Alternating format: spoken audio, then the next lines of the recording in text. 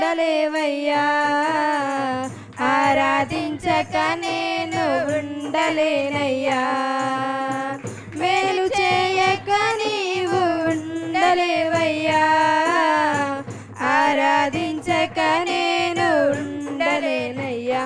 యేసయ్యా యేసయ్యా యేసయ్యా యేసయ్యా యేసయ్యా యేసయ్యా యేసయ్యా యేసయ్యా.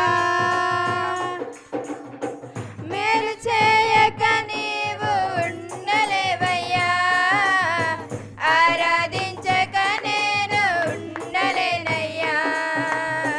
మేలు చేయక నీవు ఉండలేవయ్యా, ఆరాధించక నేను ఉండలేనయ్యా.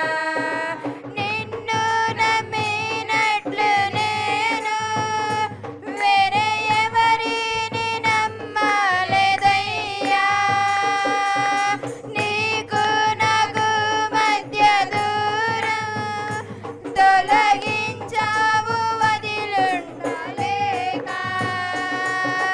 నిన్ను నమ్మినట్లు నేను వేరే ఎవరిని నమ్మలేదయ్యా. నీకు నాకు మధ్య దూరం తొలగించావు వదిలుండలేక. నా ఆనందం కోరేవాడా, నా ఆశలు తీర్చేవాడా. నా ఆనందం కోరేవాడా, నా ఆశలు తీర్చేవాడా. క్రియలున్న ప్రేమ నిధి, నిజమైన ధన్యత నాది. యేసయ్యా యేసయ్యా యేసయ్యా యేసయ్యా యేసయ్యా యేసయ్యా యేసయ్యా యేసయ్యా. మరి దేవుని వాక్య ధ్యాన నిమిత్తమై దైవ గ్రంథంలో నుండి ఈరోజు మరి ప్రభు నాకు ఇచ్చిన ప్రేరేపణ బట్టి ఒక ప్రత్యేకమైన వర్తమానాన్ని మీ ముందుకు తీసుకుని ఆశపడి ప్రభు సన్నిధిలో ప్రార్థించినప్పుడు ప్రభు నాకు ఇచ్చినటువంటి మాటను మీ ముందు పెట్టాలని ఆశపడుతూ ఉన్నాను. దేవుని స్తోత్రం. అదేమిటి అంటే మరి దేవుని పరిశుద్ధ నామానికి మహిమ కలుగును గాక. దేవుని స్తోత్రం. అందరికీ వందనాలు. మరి దేవుని వాక్యాన్ని మనం ధ్యానించుకుందాం. మరి ఈ ప్రత్యేకమైన సమయంలో దైవ గ్రంథములో నుండి మొదటి సమూయేలు గ్రంథం 24వ అధ్యాయము 18వ వచన భాగాన్ని చదువుకుందాం. ఈ దినమున నీవు నా అపకారమునకు ఉపకారము చేసిన వాడవై నా ఎడల నీకున్న ఉపకార బుద్ధిని వెల్లడి చేసితివి గనుక నీవు నాకంటే నీతిపరుడవు. దేవునికి స్తోత్రం. చిన్న ప్రార్థన. ప్రభువా నీకు వందనాలు, పరిశుద్ధ స్తోత్రాలు. నాయన కొద్ది నిమిషాలు నీ వాక్యం మేము ధ్యానిస్తుండగా మీరు మాతో మాట్లాడి మమ్మల్ని బలపరచండి. నా సొంత మాటల ఉద్దేశాలు బంధించి నీ ఆత్మ ద్వారా మాట్లాడండి. బిడ్డలకు కావలసిన వర్తమానం మీరు దయచేయండి. ఈ టీవీ ఛానల్ ద్వారానైనా గ్రేట్ ఛానల్ ద్వారా ఎంతమంది అయితే ప్రభా వాక్యాన్ని వింటున్న వారందరినీ మీరు జ్ఞాపకం చేసుకోండి. నీ గొప్ప వాక్యాన్ని విని నీ గొప్ప రక్షణ భాగ్యాన్ని పొందుకునే కృప ప్రతి ఒక్కరికి మీరు దయచేయండి. స్పాన్సర్ చేస్తున్నటువంటి నీ కుమార్తె ప్రభా రూతమ్మ గారు, పెద్దిరాజు గారు, వారి కుటుంబాన్ని, వారి బిడ్డలను, వారికి కలిగిన సమస్తాన్ని దీవించి మీరు ఆస్వాదించండి. ఇప్పుడు నీ వాక్యం మీద ధ్యానిస్తుండగా మీరు మాతో మాట్లాడి మమ్మల్ని బలపరచండి. వాక్యాన్ని వినే చెవి, గ్రహించే హృదయము బిడ్డలకు దయచేయండి. ఈ ఛానల్ ద్వారా, ఈ గ్రేస్ టీవీ ఛానల్ ద్వారా ఎంతమంది నీ వాక్యాన్ని వింటున్న వారందరినీ మీరు దీవించి వారి హృదయాలు లూదియా హృదయాన్ని తెరిచినట్లుగా వారి హృదయాలు తెరిచి నీ సత్యము తెలుసుకుని నీ సన్నిధిలో సాగే కృప దయచేయండి.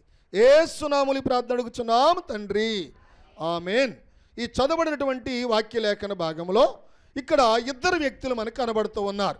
ఒక ఆయన సౌలు, ఒక ఆయన పేరు దావీదు. దేవుని స్తోత్రం.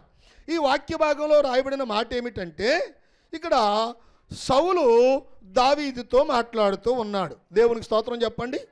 దావీదుతో మాట్లాడుతూ ఉన్నాడు. ఏమిటి ఒక్కసారి మనం జాగ్రత్తగా పరిశీలన చేసినట్లయితే ఇక్కడ మరి దావీదుతో సౌలు ఏమంటున్నాడంటే, యెహోవా నన్ను నీ చేతికి అప్పగింపగా నన్ను చంపక విడిచినందుకు ఈ దినమున నీవు నా అపకారమునకు ఉపకారము చేసిన వాడవై నా ఎడల నీకున్న ఉపకార బుద్ధిని వెల్లడి చేసితివి గనుక నీవు నాకంటే నీతిపరుడవు. దేవుని స్తోత్రం చెప్పండి. అమ్మ, వాక్యం అర్థమవుతుందా? దేవునికి స్తోత్రం. ఇక్కడ సౌలు దావీదు కనబడుతూ ఉన్నారు. ఇక్కడ మరి సందర్భం ఏంటంటే, సౌలు దావీదును చంపాలని ప్రయత్నం చేస్తూ ఉన్నాడు, పరుగులు పెట్టిస్తున్నాడు. ప్రియమైన దైవ జనాంగమా, తరుముతూ ఉన్నాడు. ఇలాంటి పరిస్థితుల్లో ఏం జరిగిందంటే, దావీదు సౌలుకు దొరకడం అటుంచి దావీదు చేతికి సౌలు దొరికేశాడు. దేవుని స్తోత్రం చెప్పండి. అయినా దావీదు దేవుని ప్రేమను బట్టి దేవుని చేత అభిషేకించిన వాణ్ణి ముట్టకూడదని దేవుని చిత్తానికి లోబడి సౌలుకు ఏ హాని చేయలేదు. ఈ సందర్భంలో సౌలు ఏం మాట్లాడుతున్నాడంటే, నేను నీకు అపకారం చేశాను, కానీ నువ్వు నాకేం చేశావు? ఉపకారం చేసి నీవు నా ఎడల నీకున్న ఉపకార బుద్ధిని వెల్లడి చేశావు. దేవుని స్తోత్రం. ఈరోజు మన ధ్యానాంశం ఏంటంటే బుద్ధి. చెప్పండి, బుద్ధి. ఏమిటి బుద్ధి? ఇక్కడ దావీదు జీవితంలో ఉన్న ఏ బుద్ధి కలిగి ఉన్నాడు దావీదు అంటే ఉపకార బుద్ధి కలిగి ఉన్నాడు. అందరూ చెప్పండి హల్లెలూయా. ఏ బుద్ధి కలిగి ఉన్నాడు? ఉపకార బుద్ధి. మరి మనము చేస్తాం ఉపకారం, మీరు చేయరా? చేస్తారు. దేవుని స్తోత్రం. కానీ ఏం చేస్తారంటే ఉపకారం చేసిన వాళ్ళకే ఉపకారం చేస్తారు. దేవుని స్తోత్రం. కానీ దావీదు ఏం చేశాడు? అపకారం చేసిన సౌలుకి ఉపకారం చేసి సౌలు ప్రాణానికి ఏ హాని చేయకుండా విడిచిపెట్టేశాడు. అందుకని శత్రువైన సౌలు అంటున్నాడు, నేను నీకు అపకారం చేశాను, నీవు నాకేం చేశావు? ఉపకారం చేసి నీవు నా ఎడల నీకున్నటువంటి ఉపకార బుద్ధిని వెల్లడి చేశావు. నీవు నాకంటే నీతిపరుడవు. దేవుని స్తోత్రం చెప్పండి. ఈ రోజున వాక్యాన్ని వింటున్న ప్రియ సహోదరి సహోదరుడా, దావీదు వలె మనము ఉపకార బుద్ధి కలిగి ఉందాం. అందరు చెప్పండి హల్లెలూయా. వినండి, వాక్యాన్ని వినండి. దేవుని స్తోత్రం. ఏ బుద్ధి కలిగి ఉందాం? ఉపకార బుద్ధి. అంటే మనకి ఉపకారం చేసిన వాళ్ళకే కాదు, అపకారం చేసిన వాళ్ళకి కూడా ఉపకారం చేసేటటువంటి దావీదు కలిగి ఉన్నటువంటి ఉపకార బుద్ధిని మనము కలిగి ఉందాం. దేవుని స్తోత్రం. ఇక రెండవదిగా మనం చూద్దాం దేవుని వాక్య లేఖన భాగంలో ఇది కూడా దావీదు కలిగి ఉన్నాడు. ఒక్కసారి మనం దేవుని వాక్యం పరిశీలన చేస్తే మొదటి సమూయేలు గ్రంథం 18వ అధ్యాయము మరి 14వ వచనం మనం చూస్తే చూడండి మాట ఏముంది అక్కడ. మరియు దావీదు సమస్త విషయములలో సుబుద్ధి కలిగి ప్రవర్తింపగా యెహోవా అతనికి తోడుగా ఉండెను. చాలండి. ఇక్కడ దావీదు ఏ బుద్ధి కలిగి ఉన్నాడంటే మొదటిగా ఉపకార బుద్ధి కలిగి ఉన్నాడు. రెండవదిగా మనం చూసినట్లయితే ఏమండి ఏ బుద్ధి అమ్మా? సుబుద్ధి. దేవుని స్తోత్రం చెప్పండి. మరియు దావీదు సమస్త విషయములలో సుబుద్ధి కలిగి ఉన్నాడు. అమ్మ, ఈ దినాన్ని వాక్యాన్ని వింటున్న ప్రియ సహోదరి సహోదరుడా, మనమందరం కూడా ఏ బుద్ధి కలిగి ఉండాలి చెప్పండి? దావీదులాగా సుబుద్ధి.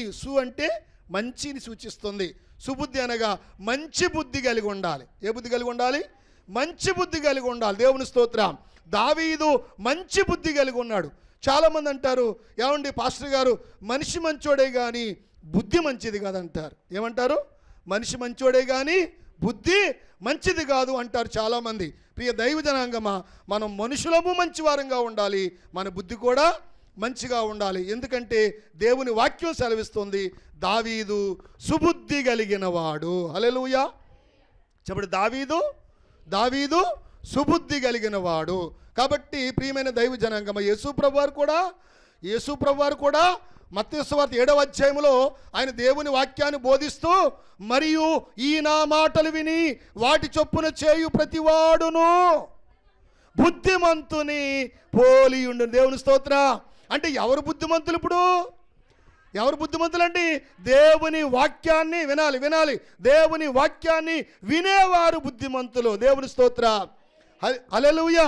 ప్రియమైన దైవ జనాంగమా, ఇక్కడ దావీదు సుబుద్ధి కలిగి ఉన్నాడు, మంచి బుద్ధి కలిగి ఉన్నాడు. యేసు ప్రభు వారు కూడా నా మాటలు వినేవాడే బుద్ధిమంతుడు. వాడు ఇటువంటి వాడు అంటే గనక బండ మీద తన ఇల్లు కట్టుకొనిన బుద్ధిమంతుని పోలియుండు. దేవుని స్తోత్రం చెప్పండి. ఒక్కసారి మనం ఆ మాట చూద్దాం. కాబట్టి ఈ నా మాటలు విని వాటి చొప్పున చేయు ప్రతివాడు బండ మీద తన ఇల్లు కట్టుకొనిన బుద్ధిమంతుని పోలియుండును. దేవునికి స్తోత్రం చెప్దామండి. ప్రియమైన దైవ జనాంగమా, అంటే యేసయ్య మాటలు, దేవుని మాటలు, దేవుని వాక్యాన్ని వినేవారు ఎవరు అంటే గనక వారు బుద్ధిమంతులు. దేవుని స్తోత్రం. వారి గృహాన్ని ఎక్కడ కట్టుకుంటున్నారు? వారి పునాది ఎక్కడుంది? బండ మీద. దేవుని స్తోత్రం. ఆ బండే క్రీస్తు. దేవునికి స్తోత్రం చెప్పండి. చెప్దాం హల్లెలూయా. వాక్యం సెలవిస్తూ ఉంది, ఎవడు నా మాటలు విని లేక ఈ నా మాటలు విని వాటి చొప్పున చేయు ప్రతివాడును బండ మీద తన ఇల్లు కట్టుకొనినా. కాబట్టి ఈ రోజున ప్రియ సహోదరి సహోదరుడా, దేవుని సన్నిధికి వచ్చి, దేవుని చెంతకు వచ్చి, దేవుని సన్నిధిలో ఈరోజు వాక్యం వింటున్న నీవు నేను మనందరము కూడా ఎవరిని పోలి ఉన్నామంటే చెప్పండి, బుద్ధిమంతుని పోలి ఉన్నాం. వాక్యం వినేవాడు బుద్ధిమంతుడమ్మా. అర్థమవుతుంది. వాక్యం వినేవాడు ఎవరు? వాక్యాన్ని వినేవాడు బుద్ధిమంతుడు. అంటే విననివాడు, అంతే కదా. విననివాడు ఎవరండి? ఈ రోజున వాక్యాన్ని వినే గుంపులో ఉన్నారా మీరు? వినని గుంపులో ఒకసారి మీరు ఆలోచన చేయండి. దేవుని వాక్యం సెలవిస్తుంది, మొదటిగా దావీదు ఉపకార బుద్ధి కలిగి ఉన్నాడు. రెండవదిగా దావీదు సుబుద్ధి కలిగి ఉన్నాడు. ఎలాంటి బుద్ధి అంటే సమస్త విషయముల్లో, ఎలా చెప్పండి, సమస్త విషయాల్లో సుబుద్ధి అనగా మంచి బుద్ధి కలిగి ఉన్నాడు.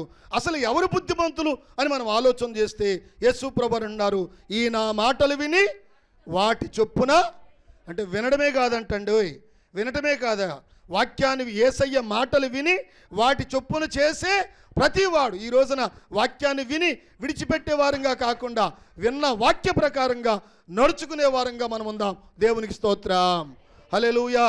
కాబట్టి ఒకటి ఉపకార బుద్ధి, అది దావీదులో ఉంది. రెండు సుబుద్ధి, అది కూడా దావీదులో ఉంది. ఈ రోజున దావీదును గూర్చి నేర్చుకున్న మన జీవితాల్లో కూడా ఉపకార బుద్ధిని కలిగి ఉందాం. రెండవది సుబుద్ధిని కూడా కలిగి. మీరు నిజంగా నేను నమ్ముతున్నానండి, మీరందరికీ కూడా ఉపకారం చేయడం ఇష్టమే. హల్లెలూయా. ఇష్టమా కాదా? ఉపకారం చేస్తారు, కానీ ఉపకారం చేసిన వాళ్ళకే చేస్తారు. అపకారం చేసిన మేము చేయమంటారు. మీరు చేద్దామా చేయొద్దా? దేవుని స్తోత్రం చెప్పండి. ఇప్పుడు సౌలు దావీదుకి అపకారం చేస్తే దావీదు సౌలుకు తిరిగి ఉపకారం చేశాడు. శత్రువు అంటున్నాడు, నా అపకార బుద్ధికి నీవు ఏం చేసావు? ఉపకార బుద్ధిని చూపించి నా ఎడల నీతిని, నువ్వు నీతిపరుడవు, నా ఎడల నీకున్న ఉపకార బుద్ధిని వెల్లడి చేసావు. దేవుని స్తోత్రం చెప్పండి. మరొక మాట నేను మీకు జ్ఞాపకం చేస్తాను. దైవ గ్రంథంలో నుండి హెబ్రీలకు రాసిన పత్రిక, అపోస్తలుడు పౌలు హెబ్రీ సంఘానికి రాసిన పత్రిక 11వ అధ్యాయము 27వ వచన భాగాన్ని కూడా మనం చదువుకుందాం. విశ్వాసమును బట్టి అతడు అదృశ్యుడైన వానిని స్థిర బుద్ధి గలవాడై రాజాజ్ఞకు భయపడక ఐగుప్తును. దేవునికి స్తోత్రం చెప్దామండి. ప్రియమైన దైవ జనాంగమా, ఇక్కడ మనం దేవుని వాక్యం జాగ్రత్తగా పరిశీలి. విశ్వాసమును బట్టి అతడు అదృశ్యుడైన వానిని చూచుచున్నట్టు స్థిర బుద్ధి గలవాడై. దేవుని స్తోత్రం చెప్పండి. ఏ బుద్ధి అమ్మా? చెప్పండి, ఏ బుద్ధి? నానా వాక్యం వింటున్నారు, ఏ బుద్ధి నానా? ఏ బుద్ధి కలిగి ఉండాలి మనం? ఏ బుద్ధి కలిగి ఉండాలి? స్థిర బుద్ధి. దేవుని స్తోత్రం. ఇప్పుడు ఇక్కడ ఎవరు స్థిర బుద్ధి కలిగి ఉన్నాడు? ఎవరు? వెరీ గుడ్, మోషే. ఈ మోషే ఏం కలిగి ఉన్నాడంటే స్థిరమైన బుద్ధి. హల్లెలూయా చెప్దాం, హల్లెలూయా. ఏ బుద్ధి అండి? ఈ బుద్ధి చాలామందికి ఉండదు.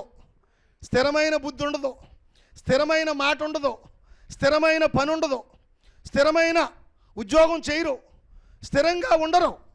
కానీ వాక్యం సెలవిస్తుంది మన జీవితాల్లో మన బుద్ధి స్థిరంగా ఉండాలి, మన మాట స్థిరంగా ఉండాలి, మన ఆలోచన స్థిరముగా ఉండాలి, స్థిరమైందిగా ఉండాలి. దేవుని స్తోత్రం చెప్దామండి. హల్లెలూయా చెప్దాం. హల్లెలూయా. ప్రియమైన దైవ జనాంగమా, దేవుని బిడ్డలారా, ఇక్కడ వాక్యం సెలవిస్తుంది మోషే బుద్ధి ఏ బుద్ధి అండి? స్థిరమైన బుద్ధి. చెప్పండి, స్థిర బుద్ధి. స్థిర బుద్ధి అంటే అర్థం ఏంటండి? స్థిరమైన బుద్ధి అంటే చంచలము లేనిది. అంటే కొంతమందికి ఓ మాట అంటారు, మాట నెరవేర్చరు. ఒక ఆలోచన ఉంటుంది, ఆలోచన నెరవేరదు. అంటే కొన్ని సందర్భాల్లో మీరు చూడండి, అప్పుడో మాట మాట్లాడుతూ ఉంటారు, సందర్భానుసారంగా మాట్లాడతారు. ఈ కొంతమంది జీవితాల్లో ఏ మాట కూడా పోషించుకోరు, ఏ మాట కూడా స్థిరంగా ఉండదు. ఏ మనస్సు లేక వారి జీవితాలు ఏదైనా చేయాలనుకున్నా స్థిరంగా ఉండి చేయలేరు. వాక్యం సెలవిస్తూ ఉంది. ప్రియా సహోదరి సహోదరుడా, మోషే స్థిర బుద్ధి కలిగి ఉన్నాడు. దేవుని స్తోత్రం చెప్పండి. ఆ మాటకు వస్తే మోషే బుద్ధి కూడా స్థిరమైంది కాదు.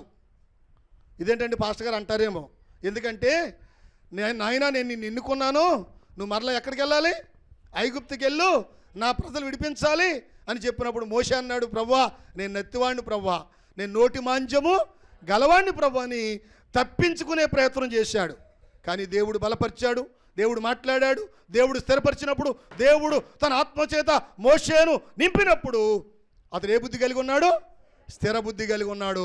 ఐగుప్తు రాజు అయినట్టు ఫరో ఎదుట మాట్లాడాడు, స్థిరముగా నిలకడగా ధైర్యంగా మాట్లాడాడు. దేవుని స్తోత్రం చెప్పండి. మోసే ఇజ్రాయేలు దేవుని ప్రజలను విడిపించడానికి అతడు ఏ బుద్ధి కలిగి ఉన్నాడు? ఏ బుద్ధి కలిగి ఉన్నాడు? స్థిర బుద్ధి కలిగి ఉన్నాడు. దేవుని స్తోత్రం. ఈ రోజున వాక్యాన్ని వింటున్న ప్రియ సహోదరి సహోదరుడా, మనము కూడా స్థిర బుద్ధి కలిగి ఉండాలి. స్థిర బుద్ధి కలిగిన వాడు కాబట్టి రాజు ఆజ్ఞకు, చెప్పండి, రాజు ఆజ్ఞకు భయపడలేదండి. అక్కడ వాక్యం ఏం చెప్తుందమ్మా? అక్కడ వాక్యం ఏం చెప్తుంది? విశ్వాసమును బట్టి అతడు అదృశ్యుడైన వానిని. ఎవరో? ఇప్పుడు అదృశ్యుడైన వారు ఎవరో? దేవుడు. కాబట్టి ఇప్పుడు ఏం చూస్తున్నాడు? దేవుణ్ణి చూస్తున్నాడు. అదృష్టుడైన వారిని చూచున్నట్టు స్థిరబుద్ధి గలవాడై రాజాగ్రహమునకు, రాజు యొక్క కోపానికి, రాజు యొక్క ఆగ్రహానికి భయపడక ఐగుప్తును విడిచిపోయెను. దేవుని స్తోత్ర. దేవుని చిత్తం ఏంటో, దేవుని ప్రణాళిక ఏంటో, దేవుని ఉద్దేశం ఏంటో నా జీవితంలో జరగాలి అని చెప్పి అతడు ఎక్కడికి వెళ్ళిపోయి ఐగుప్తుని విడిచిపెట్టి వెళ్ళిపోయాడు. స్థిర బుద్ధి కలిగి ఉన్నాడు. మరలా దేవుడు ఐగుప్తుకే నడిపించాడు. ఇశ్రాయేలు ప్రజలకు నాయకుడుగా దేవుడు ఏర్పాటు చేసుకున్నాడు. దేవునికి స్తోత్రం చెప్దామండి. చెప్దాం. హల్లెలూయా. ప్రియమైన దైవ జనాంగమా, మోషేలో ఉన్నది స్థిర బుద్ధి. హల్లెలూయా. ఒకటి దావీదులో ఉన్నది ఉపకార బుద్ధి. 2 దావీదులో ఉన్నది సుబుద్ధి. 3 మోషేలో ఉన్నది స్థిర బుద్ధి. ఏ బుద్ధి కలిగి ఉన్నావు ఈరోజు? నువ్వు ఏ బుద్ధి కలిగి ఉన్నావు? దేవుని వాక్యం సెలవిస్తుంది ఉపకార బుద్ధి కలిగి ఉండాలి, సుబుద్ధి కలిగి ఉండాలి, మోషేలాగా స్థిర బుద్ధి కలిగి ఉండాలి. ఒక్క మాట మీద నిలకడ ఉండాలి. చాలామంది గంటకో మాట మాట్లాడతారు. యేసు ప్రభువు కూడా చెప్పారమ్మా, ఏమన్నా తెలుసా? నీ మాట అవునంటే అవును, కాదంటే కాదు. దేవుని స్తోత్రం చెప్పండి. అలాంటి స్థిరమైన మనస్సు మనకు ఉండాలి. ఆ స్థిర బుద్ధి, ఆ స్థిరమైన మనస్సు మోషేలో ఉంది కాబట్టి మోషే జీవితం 120 సంవత్సరాల జీవితం అండి. ఎంత జీవితం అండి? ఎంత బ్రతుకండి? ఎన్ని సంవత్సరాలు? 120 సంవత్సరాలు. మోషే చనిపోయే నాటికి, మోషే ఈ లోకాన్ని విడిచిపెట్టే నాటికి, తన యాత్ర ముగించే నాటికి మోషేలో సత్తువు తగ్గలేదు, బలం తగ్గలేదు, చూపు మాంద్యం లేదంటండి. దేవుని స్తోత్రం చెప్పండి. అంటే దేవుడు ఎంత బలంగా వాడుకున్నాడు మోషేని. మోషేను వాడుకున్న దేవుడు, మోషేను బలపరిచిన దేవుడు, మోషేకు 120 సంవత్సరాల్లో మరి సత్తువ తగ్గకుండా ఆరోగ్యం ఇచ్చిన దేవుడు మనకివ్వడా? కానీ లోటేంటి తెలుసా? మోషేకి స్థిరమైన బుద్ధి ఉంది, మనలో మన బుద్ధి స్థిరంగా లేదు. స్థిరమైన బుద్ధి కావాలి. దేవుని వాక్యం సెలవిస్తుంది. ప్రియ సహోదరి సహోదరుడా, మోషే స్థిర బుద్ధి కలిగిన వాడు. హల్లెలూయా. స్థిర బుద్ధి కలిగిన వాడు కాబట్టి రాజు ఆజ్ఞకు భయపడలేదు, రాజు ఆగ్రహానికి భయపడలేదు. దేవుని స్తోత్రం. మరొక మాట నేను మీకు జ్ఞాపకం చేస్తాను దైవ గ్రంథములో నుండి. ప్రియమైన దైవ జనాంగమ, చూడండి దానియేలు గ్రంథం 6వ అధ్యాయము మరి 3వ వచన భాగం కూడా చూడండి.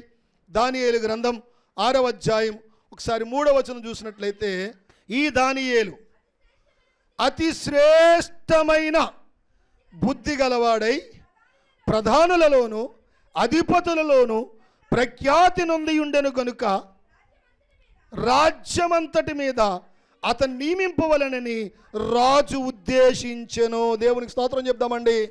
అందరూ చెప్దాం హల్లెలూయా. ప్రియమైన దైవ జనాంగమా, ఇక్కడ దానియేలు కనబడతాం మనకి. దేవుని స్తోత్రం. ఎవరండి? దానియేలు. ఈ దానియేలు అంట ఏ బుద్ధి కలిగిన వాడమ్మా? ఏ బుద్ధి కలిగిన వాడు?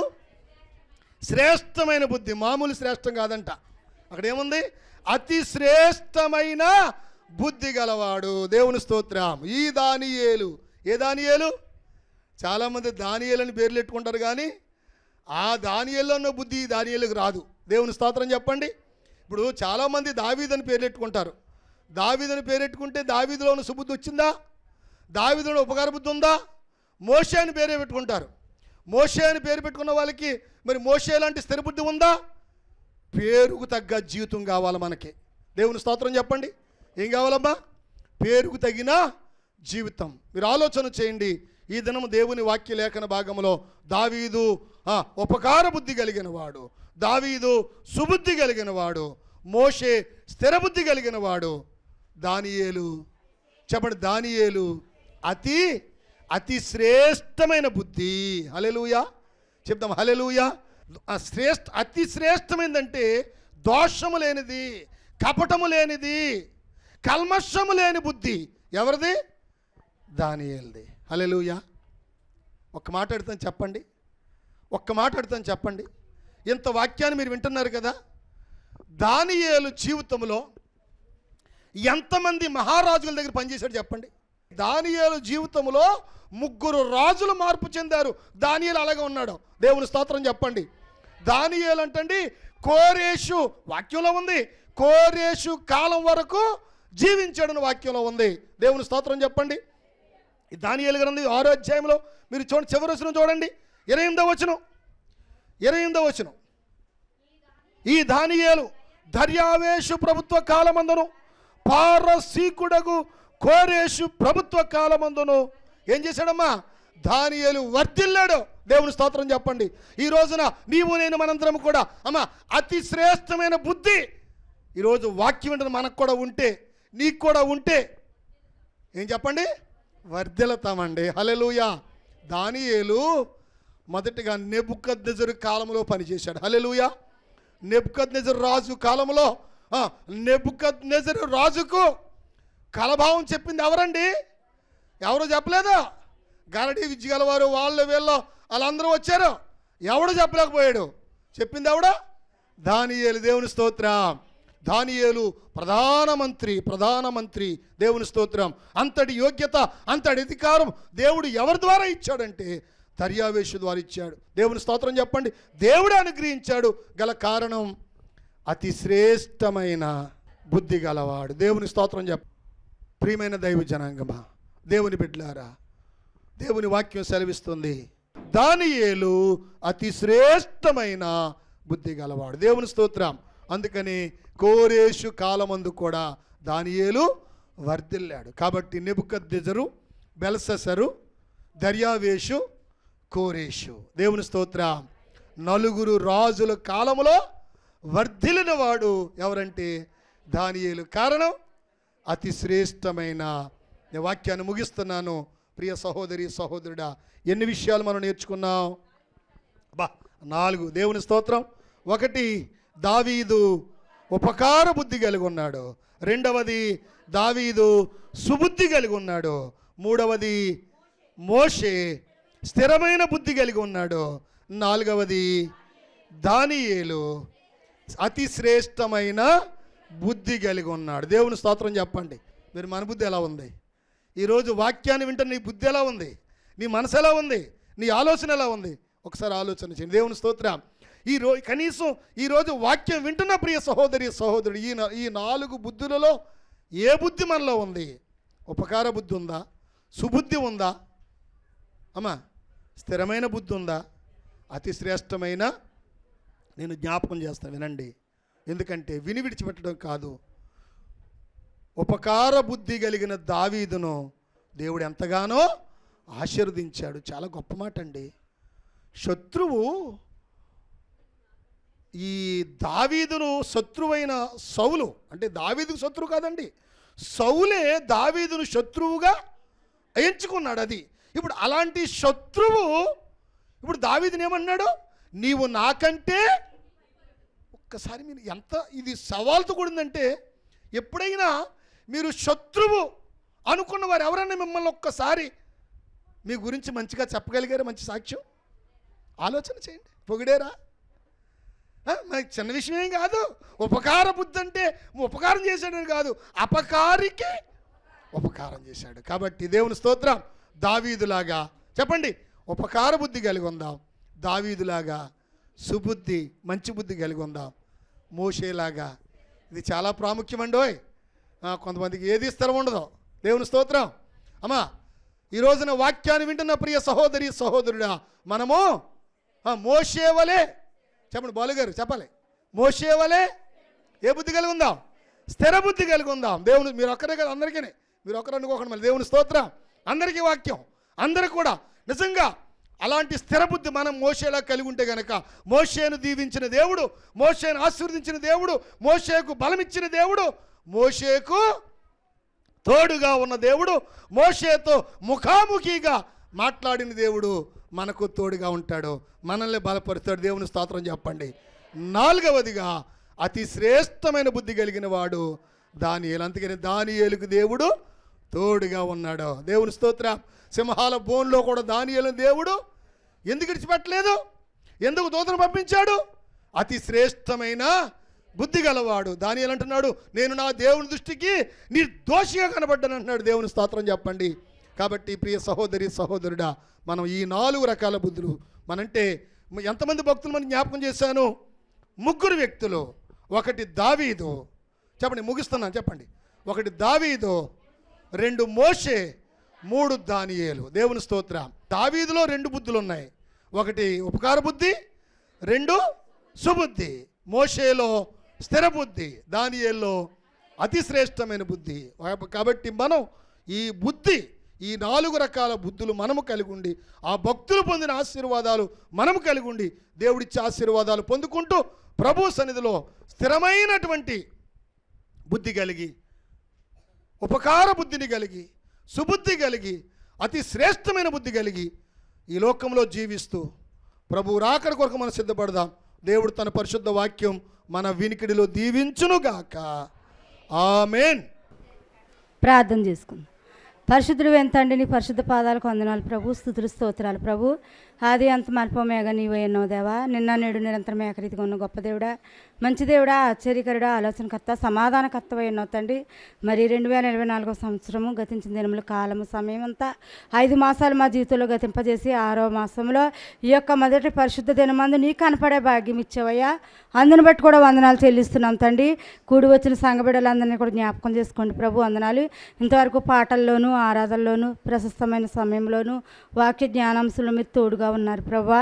తండ్రి నాయన ప్రభా, ఈ యొక్క మరి ఒక కూడికంతట్లో కూడా నీ కృప చూపించవయ్యా. మరి వాక్యం అయితే నాయన ఏ బుద్ధి కలిగి ఉండాలి అని వాక్యము నాయన ప్రభా ఈరోజు మాట్లాడి ఉన్నారు ప్రభా.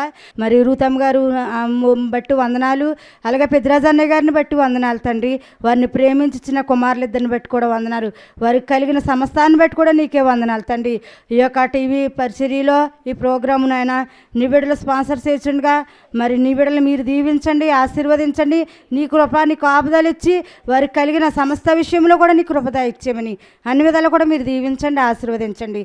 మేము ఇంతవరకు విన్న మాటలు సుబుద్ధి కలిగి మరి నీవే నాయన నీ వాక్యానుసారంగా మేమందరం జీవించే జీవితాలు మా అందరికీ దయచేయమని, సమస్త మహిమ ఘనత ప్రభావాలు పొందమని, నీ దాసునికి మంచి ఆరోగ్యం దయచేయమని, నీ దయలో నీ కృపలు ఇచ్చిన బిడ్డల చుట్టూ కూడా నీ కంచి వేయమని యేసు నామములో అడిగి వేడుకునిచున్నాం తండ్రి, ఆమేన్. క్షేమము నీ శాశ్వత జీవము నా జీవిత కాలమంతయు నీవు దయచేయువాడవు మహోన్నతమై